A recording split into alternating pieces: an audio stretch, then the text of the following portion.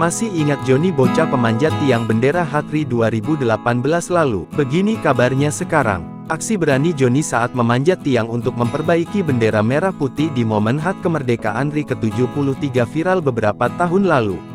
Ia dengan berani memanjat tiang setinggi 23 meter tanpa alat bantu apapun. Tentu saja aksi heroiknya itu langsung menuai perhatian publik. Bahkan, kala itu Joni diundang oleh Presiden Joko Widodo datang ke istana. Aksinya itu juga mendapat apresiasi dari pengacara Hotman Paris.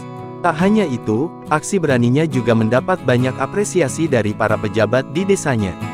Salah satu penghargaan yang diberikan kepada Joni adalah renovasi rumah milik orang tuanya yang terletak di Desa Silawan, Kecamatan Tasifeto Barat, Belu, NTT. Jarang terdengar lagi, lantas bagaimana kabarnya sekarang? Hampir 5 tahun berlalu, kini Joni mulai tumbuh menjadi laki-laki dewasa. Ia pun masih melanjutkan pendidikannya. Terakhir Joni diketahui tengah menempuh pendidikan di Sekolah Menengah Atas SMA, Negeri 1 Atambua, Belu, NTT. Ia juga tak melupakan cita-citanya untuk menjadi seorang TNI.